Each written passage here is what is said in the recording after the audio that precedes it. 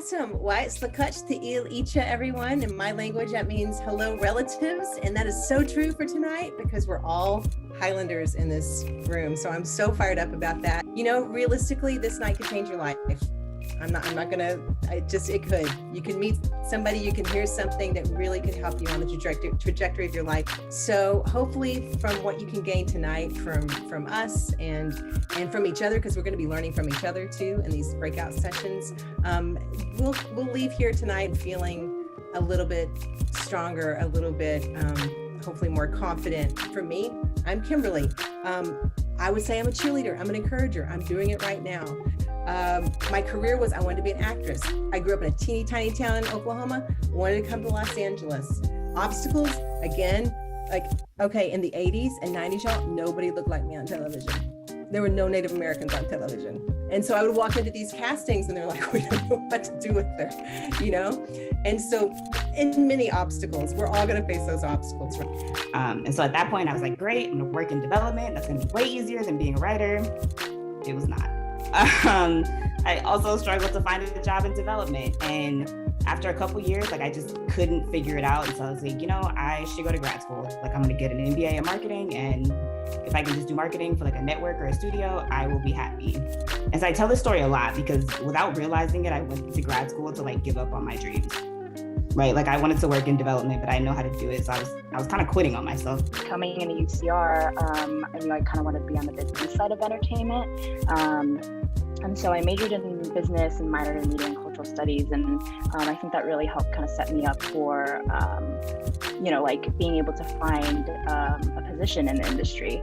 And I think also for me, Kimberly, you mentioned obstacles. I think for me, my biggest obstacle was really myself, because I feel like, being first generation Asian American, I didn't know if I really could make a living working in the entertainment industry. I didn't know that it was, even possible.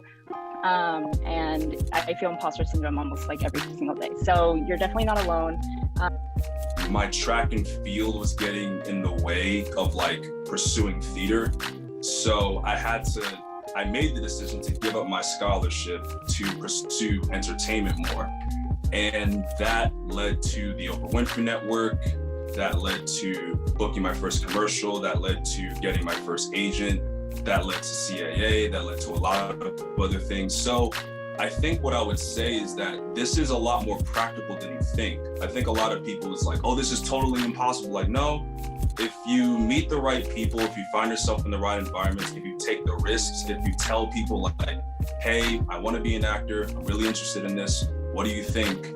And you're willing to listen to them, I think really some amazing things can happen to you. And yeah, that's what happened to me in my college career. I fell into loving movies and television at a very young age, but I didn't really figure that out until I transferred to UCR. I was at a JC before where I kind of was just I really like writing, I'm good at it, but I don't know what I can do with it. Even though I am a junior agent now, and it wasn't something that I intended to be, it's still really awesome because I got my foot through the door and did what I had to do to get here.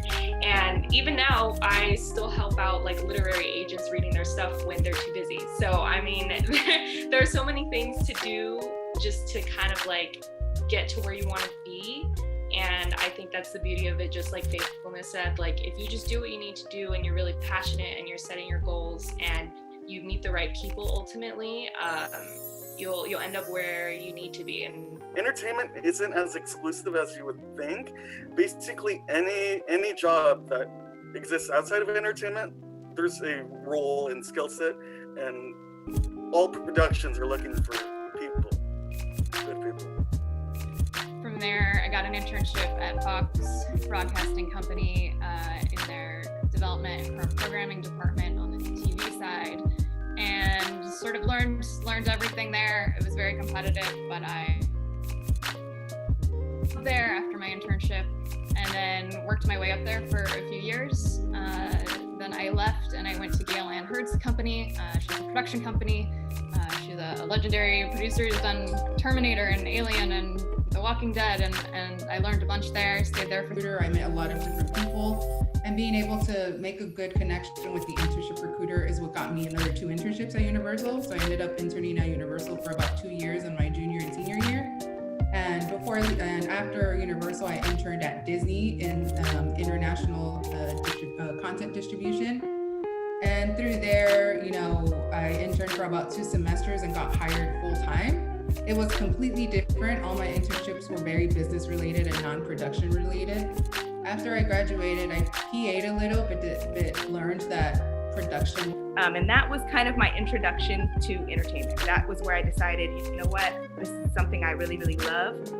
And that kind of sparked an interest. Again, I had spent all of my time in college setting up my life to go into criminal law. So I spent my summers interning with like the DA's office and just building all these relationships, thinking that I was going to go into criminal law. So when I got introduced into entertainment in a different world, it sparked an interest, and I thought to myself, maybe I should entertain getting more experience in entertainment, because maybe this is something that I want to do. So from there, I ended up working. I graduated from UCR, and then I ended up working for an entertainment firm. And this is where I feel like it solidified my decision to go into entertainment law.